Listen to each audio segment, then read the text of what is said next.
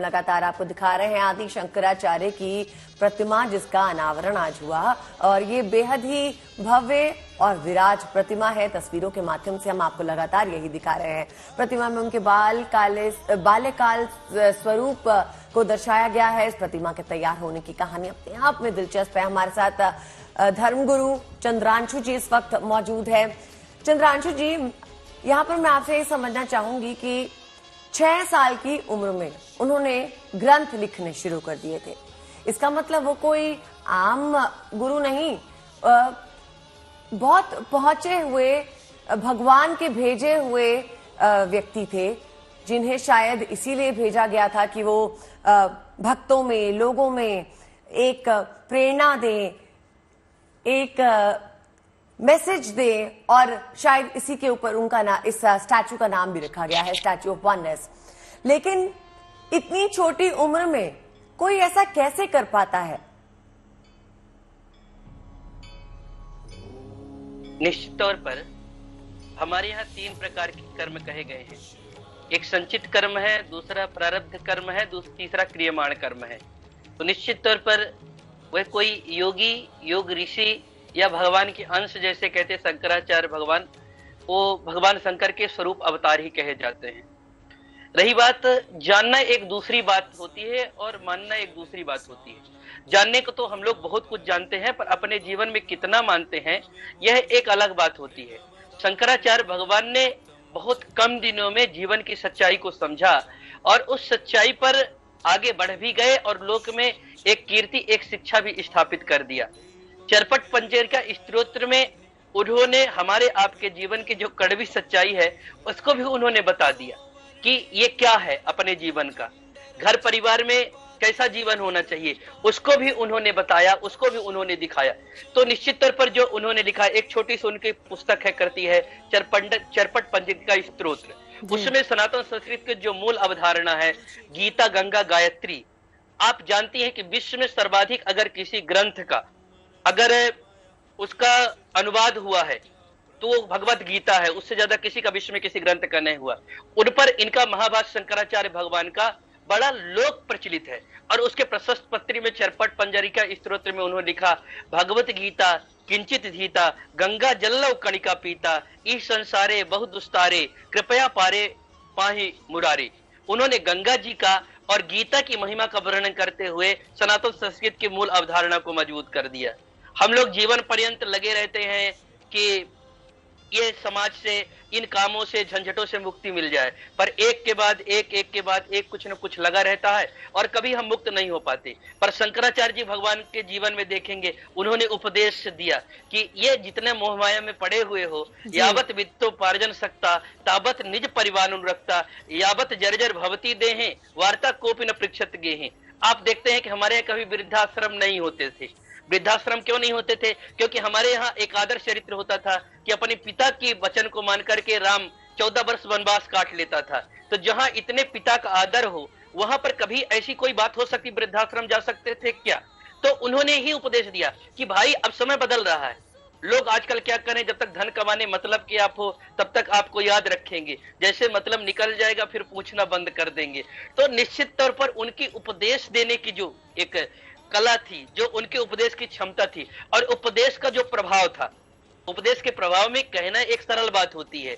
आप कहते रहो तो कोई 2 लोग नहीं सुनेंगे, पर आप जीवन में उतार करके कुछ करना शुरू कर दो तो तुरंत उस बात का प्रभाव होता है। तो शंकराचार्य भगवान ने केवल उपदेश ही नहीं किया, उन्होंने जो करके दिखाया वह भी अविस्मरणीय है। और इसीलिए आज शंकराचार्य भगवान आदि गुरु शंकराचार्य के रूप में, आज प्रवर्तक के रूप में हम लोगों के मध्य में स्थापित हैं और उनके कहे हुए वचन, उनके दिखाए हुए मार्ग पर आज लाखों शैव संप्रदाय के हम सब देशवासी गौरव महसूस करते हैं, चलते रहते हैं। जी चंद्रांशु जी, बहुत ही सुंदर लफ्जों में आप व्याख्यान कर रहे हैं इन बातों का और समझा रहे हैं कि इनके जीवन से हमें किस प्रकार की सीख मिल सकती है।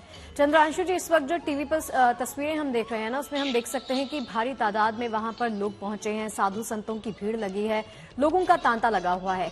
इस प्रकार से प्रतीत होता है कि लोग सिर्फ स्पर्श कर लेना चाहते हैं शंकराचार्य जी की प्रतिमा को और उनकी सीख को, उनसे जो हमें शिक्षा मिलती है उसका ग्रहण करना चाहते हैं।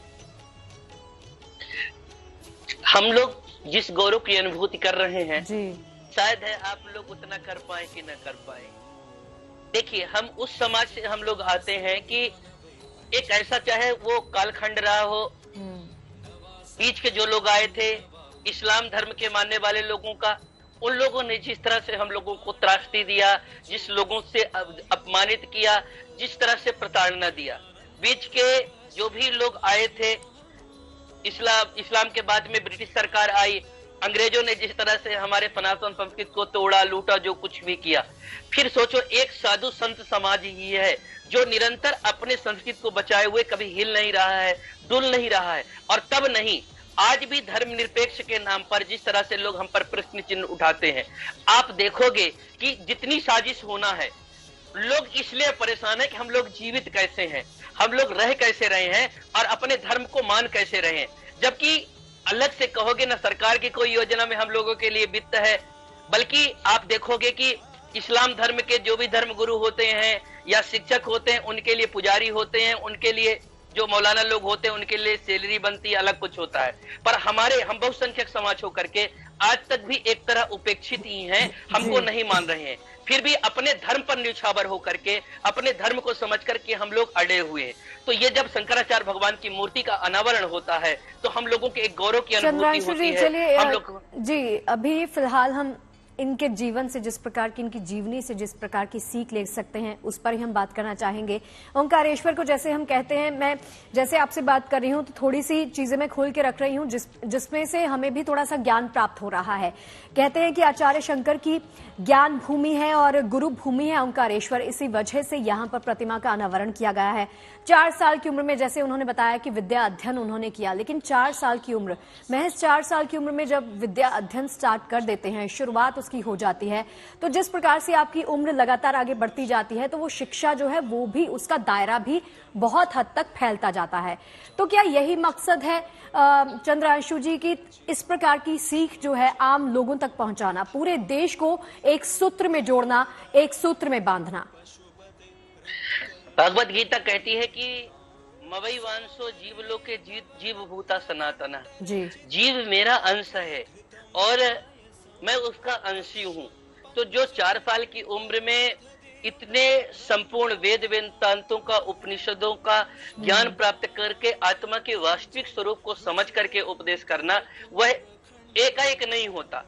जो दिव्य आत्माएं होती हैं वह कहीं न कहीं उनके पूर्व जन्म के संचित कर्म, उनके संस्कार, और हमारे सनातन संस्कृति की यही तो खूबसूरती है कि हम भगवान भक्ति करते रहते हैं और जितने पुण्य अर्जन करके, सत्कर्म इकट्ठा करके जहां से छोड़ के जाते हैं, फिर अगले जन्म में शुरू से नहीं शुरू करना पड़ता, हम जहां से छोड़े होते वहीं से आगे बढ़ जाते हैं। तो निश्चित तौर पर शंकराचार्य भगवान एक योग ऋषि हैं, धर्म ऋषि हैं, और इसीलिए उन्होंने इतने कम उम्र में इतने सारे कार्यों को करने में सफल हो गए और अपने जीवन काल में इतने बड़े बड़े महानतम कार्यों को कर चुके। अब आजकल जो आप कह रही हैं, इस समय जो ओंकारेश्वर की चर्चा आप कर रही हैं, निश्चित तौर पर यह आने वाले समय में एक ऐसे प्रेरणा का केंद्र बनेगा कि पूरे विश्व को अपने ज्ञान चक्षु से और शंकराचार्य भगवान के उपदेशों से अवलोकित करके पूरे विश्व का मार्गदर्शन करेगा और विश्व पटल पर अपने सनातन संस्कृति की ध्वजा को लहराएगा और हम सब लोग इस गौरव गाथा को देखेंगे।